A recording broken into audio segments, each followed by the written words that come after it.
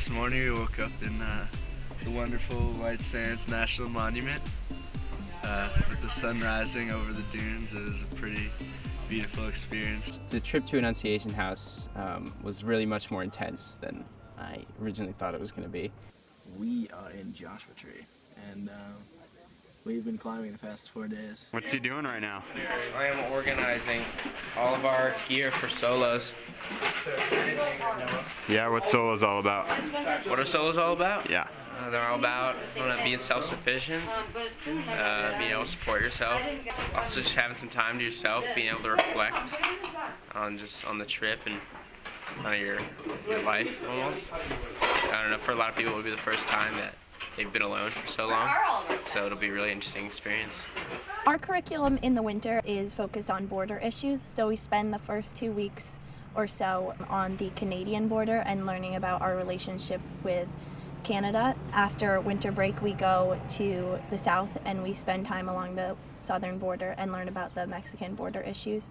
But in the springtime, the curriculum changes, and sometimes they focus on Native Americans or water conservation. So there's a decent amount of work, but a lot of time in between classes, and it's really great because you live 10 feet away from your teachers all the time.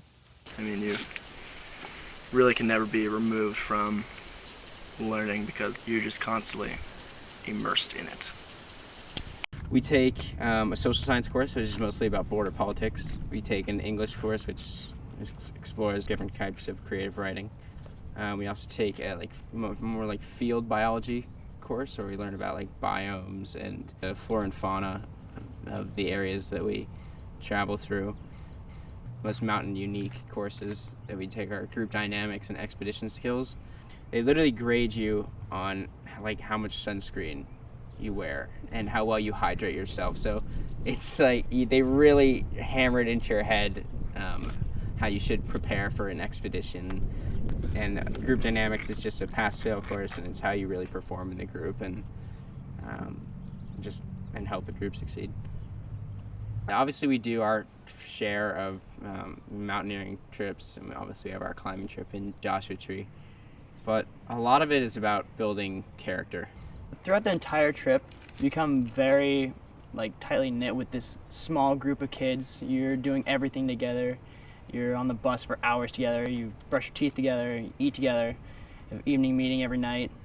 But one of the biggest times where you can really feel the trust is rock climbing in Joshua Tree. You're at the top of the huge rock. You're gripping on with nothing but your fingertips, and you look down and you see one of your tent mates holding you with the rope, and you know that you can trust them, and they have you, and they always have your back. I learned a lot of good leadership techniques and how to give feedback in a constructive way. And I also learned how to take feedback and use that positively and not just focus on the negative things that were said, but to really turn that around and use them to my advantage. People should do Mountain Classroom because it's unique to the school, it's unique to any other program out in the country. It's so special just because of the relationships that you make. You learn so much more about yourself as a learner and as a community member, and you also are just able to finally be in the moment and be present with who you are and be confident and learn the confidence that's within you. And you just see so much and you do so much the entire time, and you learn so much about yourself and the people around you.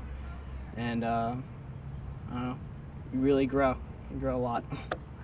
Do mountain.